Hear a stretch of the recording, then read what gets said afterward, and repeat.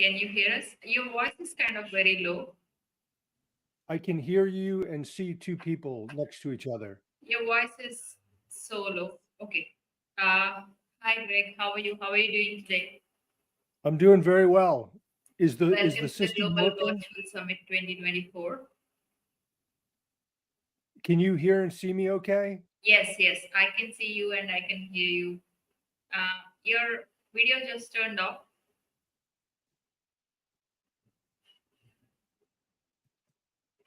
How about now? Okay. Not yet. I can't see you on the stage, but I can hear you. So, okay, ladies and gentlemen, let's welcome. I can see you now, ladies and gentlemen. Let's welcome Greg F. Martin, the retired U.S. Army personnel. So, let's. His topic is bipolar general. Yeah, got own your own condition. So let's all welcome the great Greg F. Martin. Yeah, Soumya will be introducing you right now. Yeah, and then we'll take all the stages all yours. Thank you. So, our next keynote speaker, Greg F. Martin, PhD, US Army, is a 36-year comeback veteran, bipolar survivor, driver, and warrior. He led units as large as 30K soldiers, including 10K in combat, a former president of National Defense University. He is a qualified airborne ranger, engineer, and strategist who holds degree from West Point and MIT, as well as the Army and Naval War College. He unknowingly lived his life on the bipolar spectrum, which enhanced his performance until it went too high and nearly destroyed him. His mission now is sharing his bipolar story to help stop the stigma, promote recovery, and save lives. He is author of Bipolar General, My Forever War with Mental Illness. So great, you are so inspiring. Greg, The stage, yeah, great. So, sorry, Soumya. So the Greg, thank you so much for joining us, and you can get started with your session. And we wish you all the very best to you. please go ahead. Okay. Thank you very much. I'm Major General Greg Martin, U.S. Army retired, and I live with bipolar disorder. Can we put up the first picture of me, please?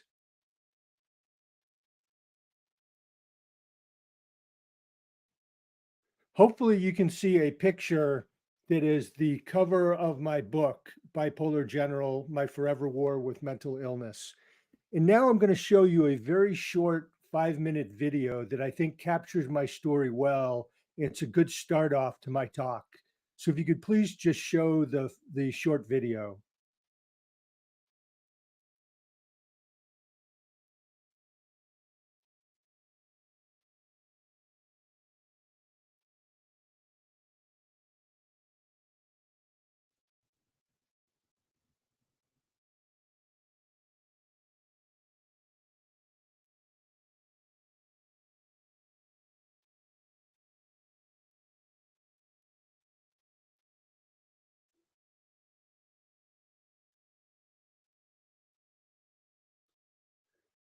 Okay, is the video not available now?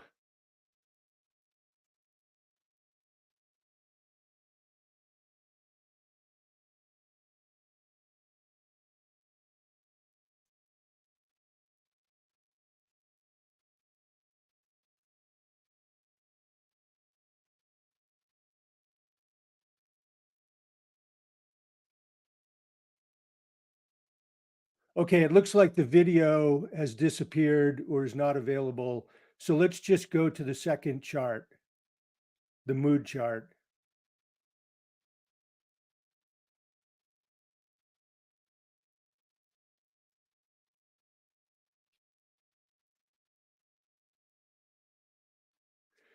Okay, just put the mood chart up, the second chart, because it looks like you can't find the video.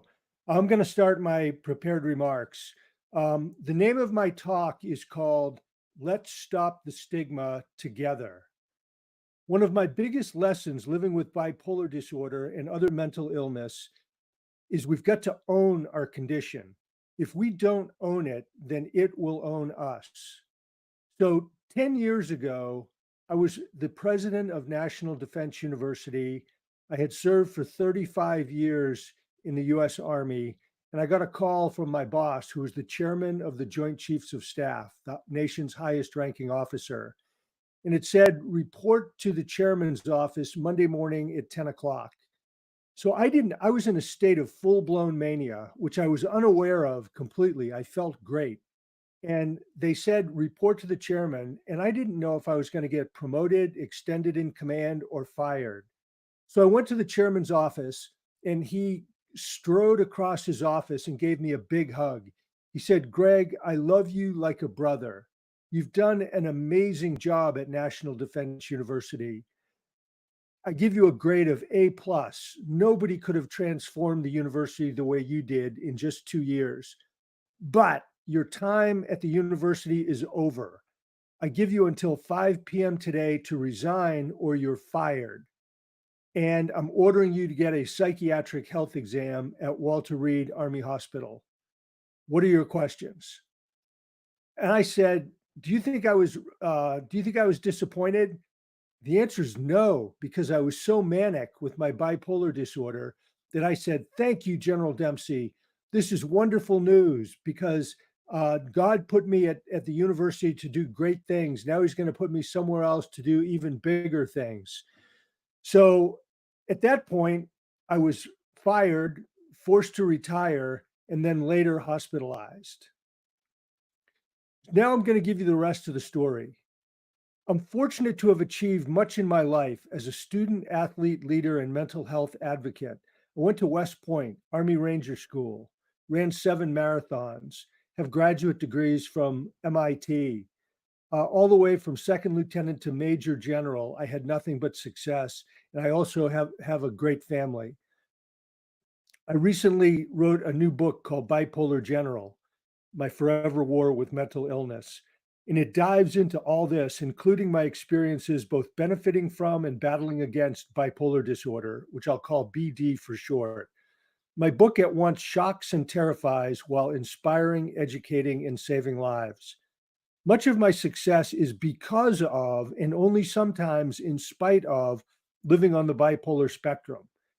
The advantage of my BD was that my brain produced and distributed large amounts of powerful chemicals such as dopamine, giving me extra energy, drive, enthusiasm, creativity, problem-solving ability, positivity, and the like. This provided me with a physiological advantage for years. In short, my bipolar brain helped me until it went too high, and then it didn't. It nearly destroyed me.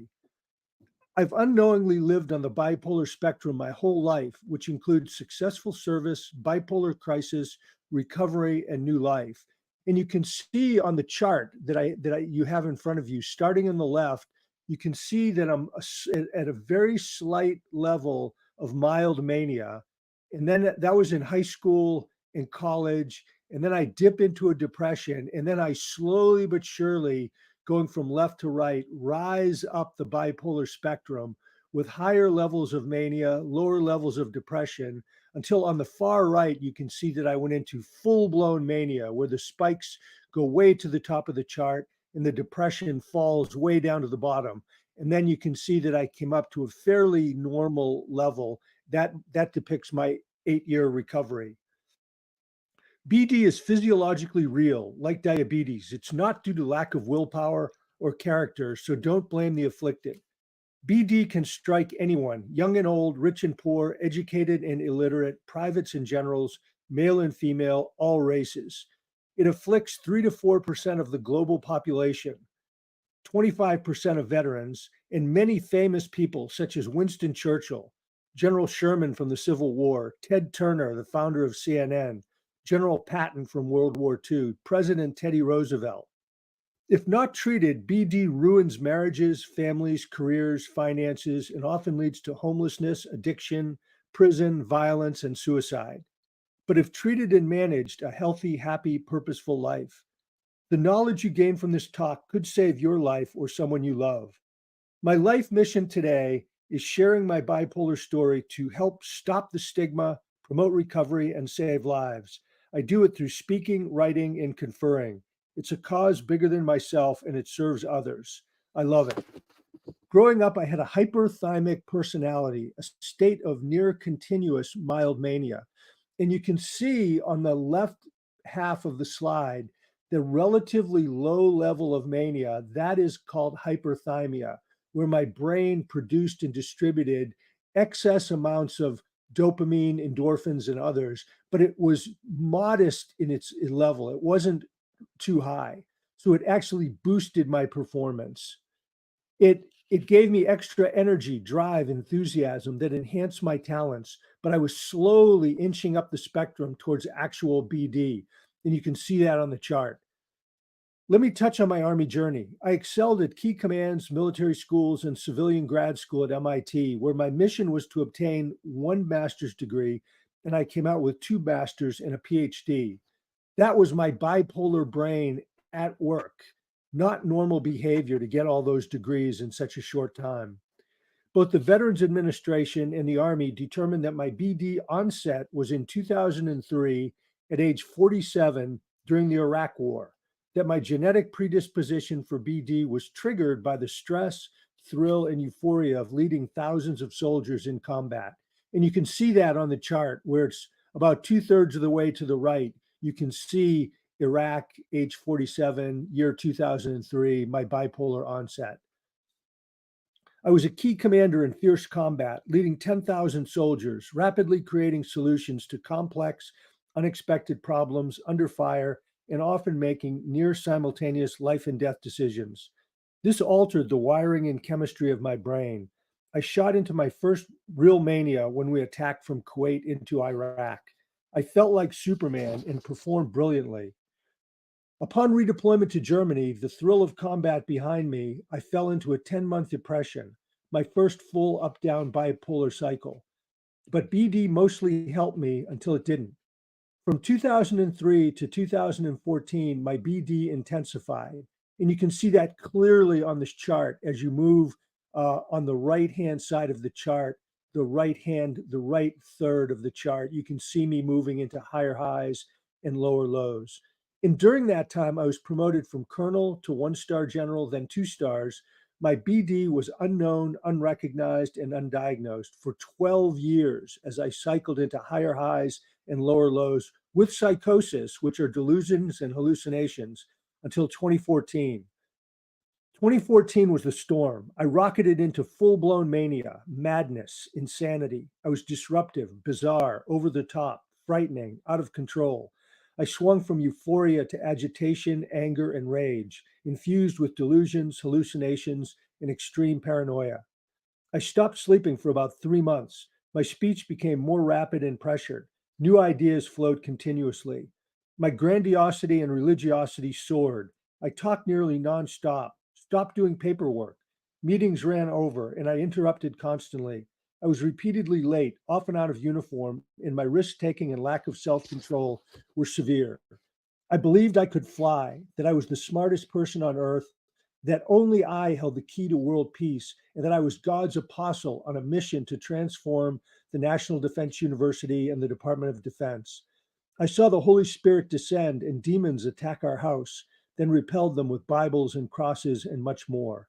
And now people noticed, sending dozens of anonymous reports to my boss, leading to my removal from command. And you can see that those are the very high and low spikes over to the right. After being fired by the chairman, I underwent 3 psychiatric evaluations in July of 2014, and 3 times was misdiagnosed as fit for duty, meaning perfectly healthy. After being fired, I was retired early and later hospitalized. During these months, my psychotic brain convinced me that disgruntled employees had set me up for the fall and orchestrated my firing.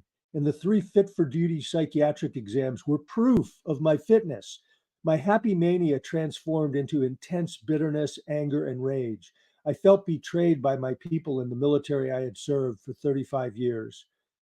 With bipolar disorder, what goes up must come down. And I had been extremely high. You can see on the chart the extreme height of my mania, full-blown mania. And so then over the next 4 months, I spiraled, then crashed into a complete breakdown, mind, body, and spirit, from mostly euphoric mania to hopeless, crippling depression and terrifying psychosis. I had never felt so weak, crippled, and helpless as my sick brain caused me to descend into bipolar hell. And that's the deep dive down to the lower right on the chart, going from bad to worst for the next 2 years. It was indescribably awful, and I had no hope. I believed I would never recover. I wanted to die. In November 2014, I did an emergency walk-in to Walter Reed and was finally diagnosed properly with bipolar type 1 and psychosis, 12 years after onset. I hugged and thanked the doctor because now I had a target and a face on it for my illness that I could go after and do battle with. I decided right then and there that I would own my diagnosis and that I would not be stigmatized, ashamed, or embarrassed, which are all based on fear, ignorance, and prejudice. BD is physiologically real, like diabetes, cancer, and heart disease. So I was not about to allow anyone to stigmatize me for my brain disease, and I haven't. From 2014 to 2016, I lived in bipolar hell, and that's the deep dive on the lower right part of the screen. I was sunk in hopeless depression and barely functioning for 2 years. I kept getting worse. I had terrifying psychosis, delusions of being spied upon, arrested, beaten, stabbed, and murdered in prison, face down, gurgling in a pool of my own blood, continuous ideations of my own death. I wanted to die. I felt an invisible force throw me under a speeding 18-wheeler and steer me into an oncoming truck. A giant boa constrictor slithered out of the woods every morning, eyes blazing and tongue flickering, and crushed the life out of me. These morbid ideations of death, called passive suicidal ideations, were real in my mind and spirit. I could feel and smell my own death. When I wasn't staring into space and ruminating about every mistake in my life, I threw myself onto the hardwood floors, yelling, banging in my head, punching myself on the face and head, angry at God. Thankfully, my wonderful wife, Maggie, and a devoted friend and battle buddy, Bill Barco, got me into a great VA hospital for excellent inpatient care. A multidisciplinary team of medical professionals treated, cared for me, and lifted my spirits. The amazing VA chaplain helped me through her compassionate spiritual care. This treatment stabilized me and kept me from getting worse, but it was still 6 more months of bipolar hell until lithium, which saved me. With lithium, I began my journey of recovery. I call it a journey because I'm in a forever war. There's no cure and no end. I must manage and own my BD every day for life. I started lithium in August of 2016, and within days, my symptoms vanished. Miraculously, I felt good for the first time in years. My energy, interest, and drive returned. Medications are critical for bringing someone out of the depths of bipolar depression. And you can see on the lower right side of my graph, the chart, where the down spike goes up rapidly. That's where I started lithium. It brought me back up into a healthy state. We then moved to Florida for the sunshine and warmth, and I began feeling like my old pre-bipolar self. Place matters.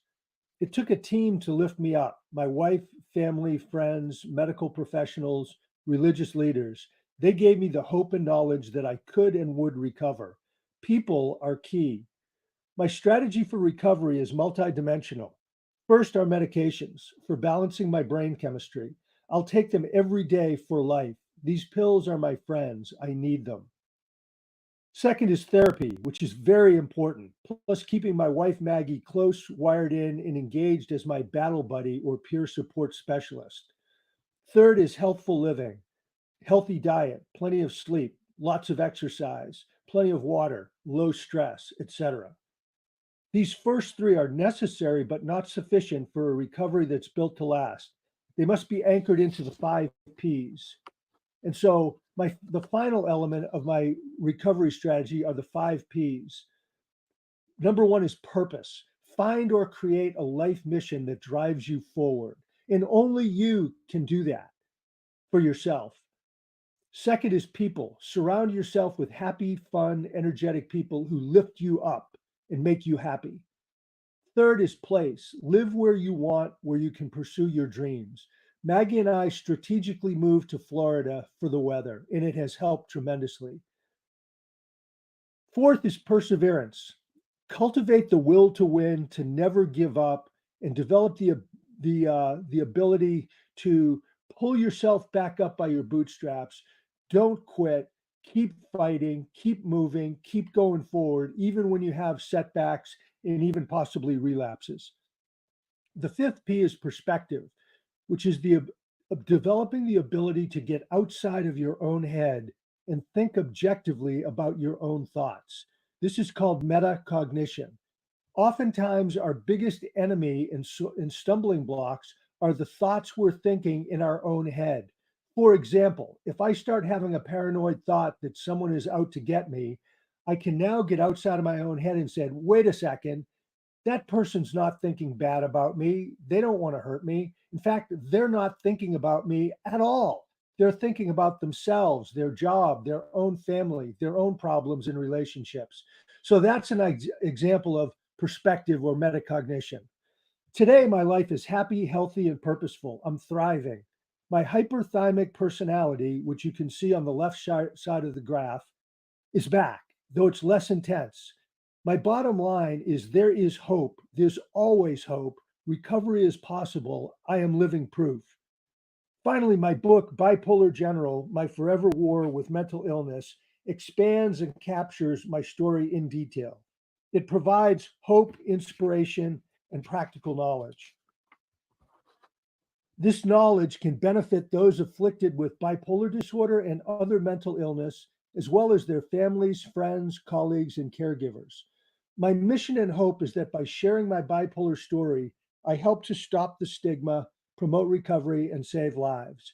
Let's normalize the conversation and end stigma. I own my bipolar disorder, and each of us must own our own condition and strive to live a great life, because if we don't, then our condition will own us.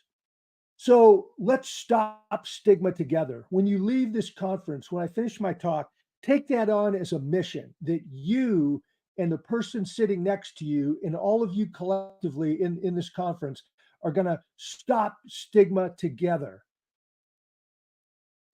The reason that's so important is that mental illness is physically real, as I said, like cancer, diabetes, or heart disease.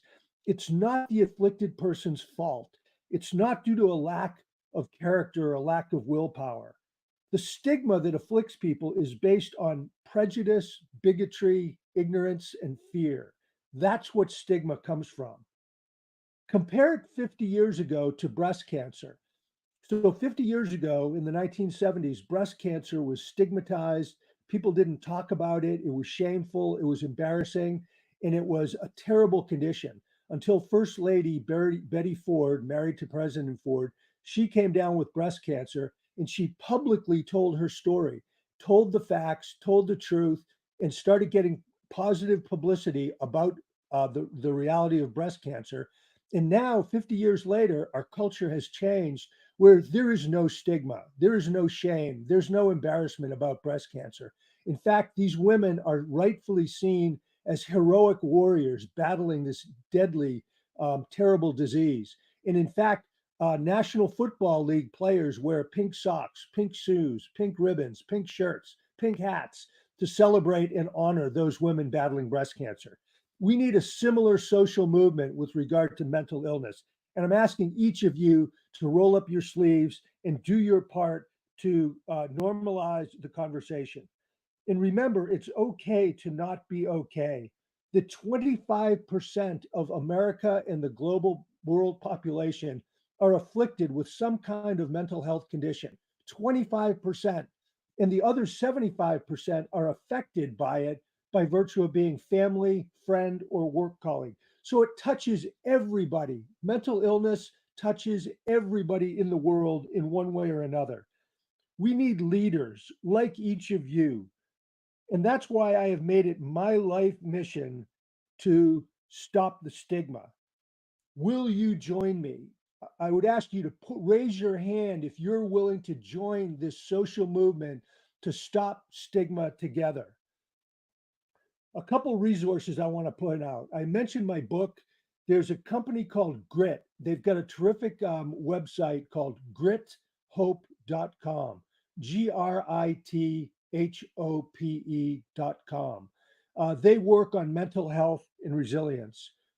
There's a company called BIAffect, BIAFFECT. They're developing a device that can go on a smartphone that can measure changes in a person's mood. And so it can really help detect and predict and hopefully get help before it gets really bad on mood disorders.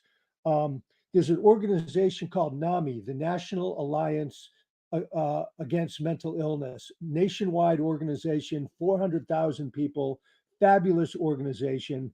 And there's also a movie coming out next year.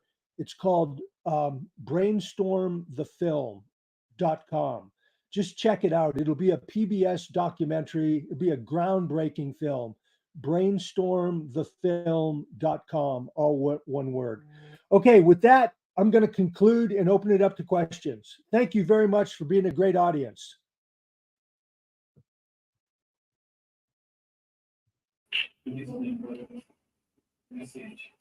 Hello. Thank you so much, Greg. Thank you so much, General Greg. That was a wonderful speech on bipolar things. So we got to know many interesting things, seeing all those graphs. They're very insightful, and we could understand the kind of things you might have gone through. You know, that's a very brave thing. So thank you for sharing all this wonderful story, General Greg. So here are some questions from our speakers. What are the indicators, or how can one check if he or she is on a bipolar disorder spectrum? And what are the tips to put it on a leash? So it's very difficult to tell if you're on the spectrum in the early stages because you feel so good and your performance is boosted and you have extra energy and drive and creativity.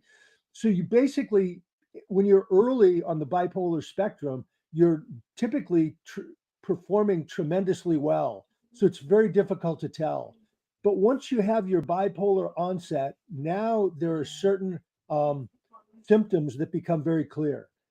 It's excessive energy, talking to extreme lengths, having a sense of grandiosity, where in my case, I truly believed I was the smartest person in the world. I thought I was God's apostle to do his will. Religiosity, where religious practices and beliefs can go completely out of control. That's called religiosity. Extreme risk taking, where a person who normally is fairly conservative suddenly loses control and takes all kinds of crazy risks, driving their car at work, quitting their job, spending huge amounts of money on things they don't really need and not thinking twice about it, having reckless hypersexual runs where they just lose control and have crazy sex all the time. And so those are just some of the symptoms that should alert a person or their family member or a friend or a work colleague that, hey, this person may very well have bipolar disorder, and then encourage them to get in and see a doctor and get evaluated. Because the bad news is that bipolar disorder can destroy your life, your family, your marriage, your job, your finance, end up addicted, homeless, in prison, dead.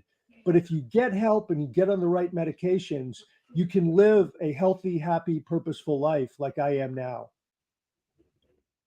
Wonderful. Very well answered, General Greg F. Martin.